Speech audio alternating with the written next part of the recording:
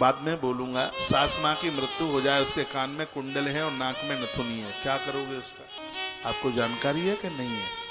उसके मृत्यु से पहले का जो है उसके ऊपर आपका अधिकार है, लेकिन उसकी मृत्यु के तत्पश्चात उसके नाक से, उसके कान से उतारा गया है, निकाला गया है। वैसे तो ये वर्णने हैं कि जब अर्थी जले तो उसके साथ थोड़ा स्वर्ण जलना चाहिए, भले किंच तो थोड़ा सा।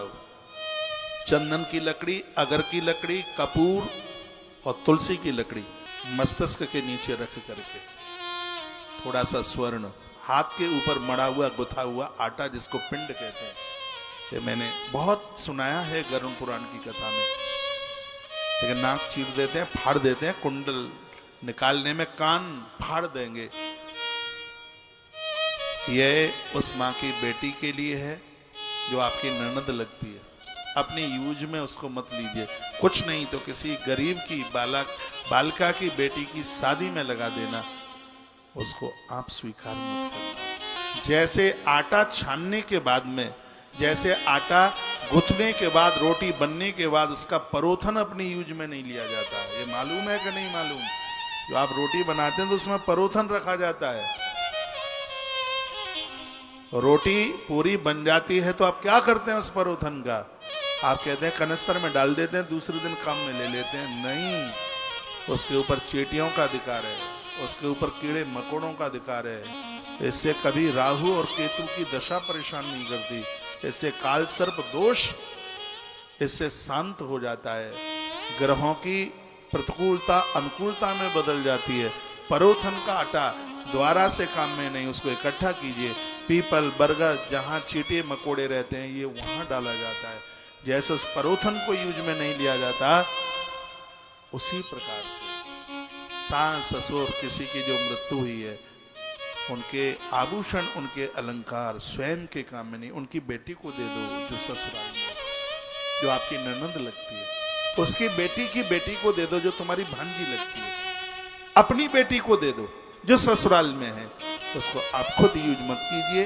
चाहे देवरानी, जेठानी, घर में जो भी कोई है। और 1 वर्ष के लिए इस ऋण से मुक्त होने के लिए उनकी तिथि पर हर महीने 2 ब्राह्मण जमाइए। 11.5 महीने तक ये होता है, इससे उनकी आत्मा को शांति मिलती है।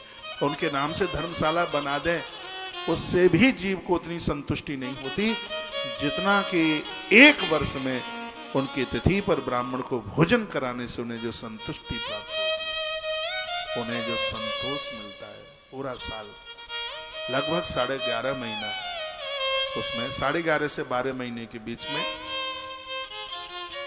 ये तिथि पूरी हो जाती है। आप कहीं भी रहें, परमात्मा से यह प्रार्थना कीजिए, हे भगवान, माता पिता के अंतिम क्षणों में मैं उनके पास हूं, उनकी अर्थी में अंतिम संस्कार करने का सौभाग्य मौका मिले। और जिनको अग्नि दाह नहीं किया जाता, ऐसा ही जीव अगले जन्म में मूलों में पैदा होता है, उसको बहुत कष्ट होता है, उसको बहुत दिक्कत होती है, वो 27 दिन के मूल पड़ जाते हैं।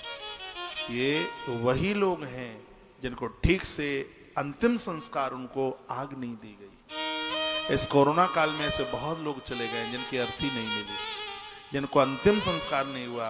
मैं 2.5 साल से बोलता हुआ आ रहा हूं, उसके लिए विधान ये है कि एक दाव का पुतला बनाया जाए, फिर उसका अंतिम संस्कार किया जाए।